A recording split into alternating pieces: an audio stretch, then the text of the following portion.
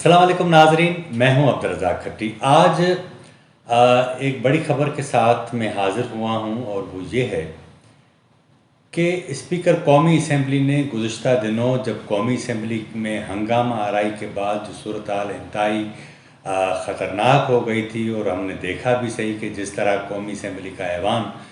मैदान जंग बना था, और जब ये सूरत हाल कवर नहीं हो पा रही थी और हुकूमत ख़ुद उसके अहम वज़रा इस तशद्दुद में शामिल थे, तो एक ऐसा मौका आया था कि स्पीकर कौमी असम्बली ने वज़ीर आज़म इमरान ख़ान को इस्तीफ़ा की पेशकश कर दी थी। ये ज़ाहिर है कि एक ऐसी ख़बर है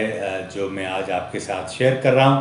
ये ऐसा हुआ क्यों था और ऐसी सूरत हाल क्यों पैदा हुई कि स्पीकर कौमी असम्बली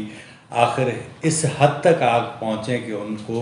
वज़ीर आज़म को ये कहना पड़ा कि मैं इस्तीफ़ा देने के लिए तैयार हूँ, क्योंकि मेरे पास इसके अलावा और कोई भी चारा नहीं है। ये जब सारी हंगामा आराई हो रही थी 10 जून के बाद, हमने देखा कि ये जब सारी सूरत हाल बनी, 11 को बजट पेश हुआ, ये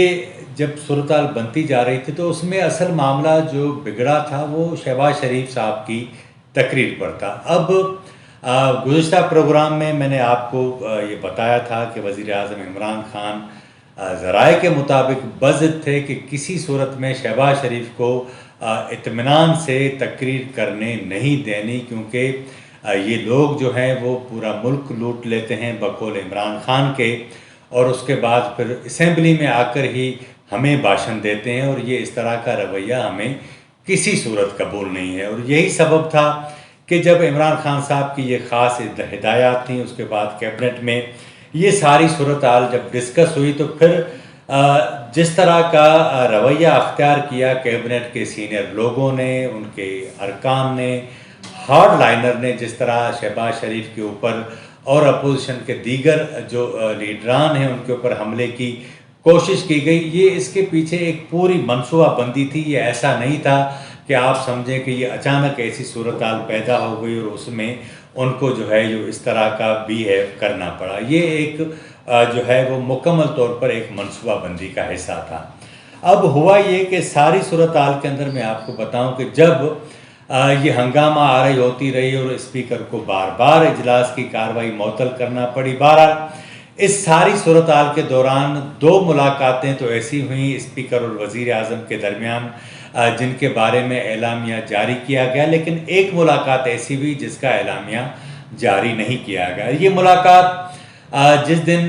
जो हंगामा आराई हुई और एक दूसरे के ऊपर किताबें फेंकी गई, फिर हमने देखा कि पार्लिमानी सेक्रेटरी मलिका बुखारी ज़ख्मी हुई, और उसके बाद दीगर जो लोग थे उनको भी अंदरूनी चोटें आई, सिक्योरिटी एहलकार भी उनको भी बड़े जो है वो उनको बड़ी चोटें आई। ये सारी सूरत हाल के अंदर स्पीकर कौमी असम्बली ने वज़ीर आज़म से मुलाकात की और उन्होंने कहा कि ये जो सारी सूरत हाल है उसका जो निचोड़ है वो ये है कि गुज़श्ता रात इस सारे वाक़े के बाद कौमी असम्बली सेक्रेटरीट ने तमाम वीडियोज़ जो हैं उनमें जब देखा तो तकरीबन तहरीक इंसाफ के 50 ऐसे लोग हैं जो इस पूरे तशद्दुद के मामले में मुलव्वस थे, और जब तक इन तमाम 50 अहम लोगों में अरकान थे, वज़रा थे, इनको मुअत्तल नहीं किया जाता तब तक काम नहीं चलेगा। लेकिन वज़ीर आज़म इमरान ख़ान ने कहा कि ऐसा नहीं होगा। फिर इस सारी सूरत हाल के अंदर ज़रा इस बात का दावा करते हैं कि स्पीकर कौमी असम्बली जो ज़ाहिर है कि कोई भी स्पीकर जितने भी माजी में रहे हैं उनकी पार्टी एफिलेशन तो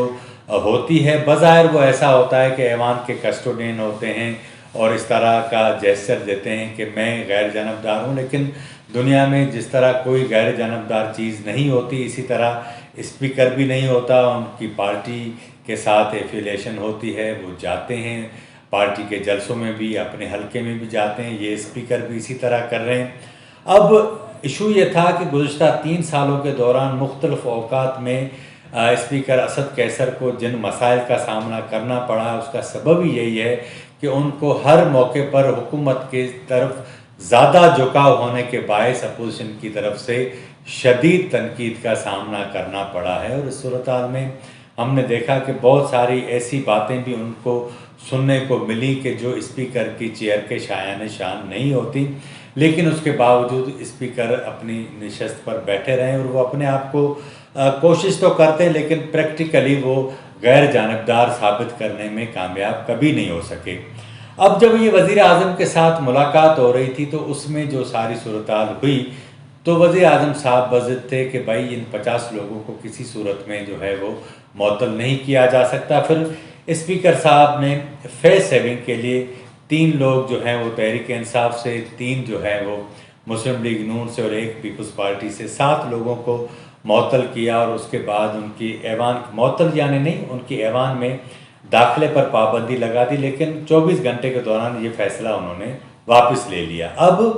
جو سب سے اہم بات ہے وہ یہ ہے، ذرائع ہمیں بتاتے ہیں کہ عمران خان صاحب بضد تھے کہ یہ تشدد ہر صورتحال میں جو ہوا ہے اس کا سلسلہ جاری رہنا چاہیے اور کسی صورت میں اپوزیشن کو نہیں جو ہے وہ ایزی نہیں چھوڑنا چاہیے۔ لیکن پھر ذرائع کہتے ہیں کہ بڑے گھر سے ایک فون آیا اور انہیں کہا گیا کہ اس طرح کے آپ کے معاملات کی وجہ سے دنیا بھر میں پاکستان کے لیے مسائل بڑے ہیں، دنیا بھر میں یہ چیزیں ڈسکس ہو رہی ہیں، اور خصوصاً خود پاکستان کے اندر یہ چیز ڈسکس ہو رہی ہے کہ یہ کس طرح کے لوگ ہیں جنہوں نے پورے ایوان کو جو ہے بے توقیر تو کیا بے عزت کر کے رکھ دیا ہے، پوری دنیا میں جگ ہنسائی ہوئی ہے۔ یہ پہلی بار تھا کہ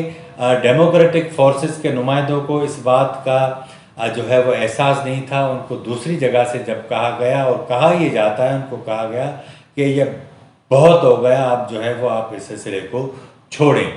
تو اس کے بعد اس طرح کا یہ بندوبست کیا گیا اس فون کال کے بعد، اور اس کے نتیجے میں پھر ہم نے دیکھا کہ اچانک صورتحال تبدیل ہو گئی۔ اسپیکر قومی اسمبلی نے اجلاس چلایا، شہباز شریف صاحب نے اپنی بجٹ اسپیچ بھی جو ہے وہ کامیابی کے ساتھ مکمل کی۔ اس کے بعد اسد عمر اور دیگر جو لوگ ہیں وہ اب اپنی تقریریں کر رہے ہیں، بجٹ اجلاس سموتھ طریقے سے چل رہا ہے۔ لیکن اس ساری صورتحال کے اندر جو سب سے اہم بات تھی وہ تھی اس فون کال کی، جس کی وجہ سے عمران خان صاحب کو پیچھے ہٹنا پڑا۔ اب ذرائع یہ بتاتے ہیں کہ اس صورتحال کے اندر جو ہے وہ خود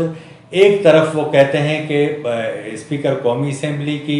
اس کے جو منصب تھا اس کی تصحیح کروائی گئی حکومت کے ساتھ، جبکہ حکومت نے خود اپنی بھی تصحیح کرائی، لیکن اس کے بعد ایک فون کال کے نتیجے میں ساری صورتحال جو ہے وہ ختم ہو گئی اور ان کو پیچھے جانا پڑا۔ تو آج میں چاہ رہا تھا کہ آپ کے ساتھ اس فون کال کے حوالے سے، اسپیکر قومی اسمبلی کی جانب سے مستعفی ہونے کے حوالے سے جو وزیر اعظم کے ساتھ ان کو جو پیشکش کی گئی تھی، یہ وہ ساری صورتحال بنی، اور وہ جس کو ہم کہہ رہے تھے کہ یہ جو ساری صورتحال بنی تھی جس کی وجہ سے اپوزیشن کو اور حکومت کو پیچھے ہٹنا پڑا۔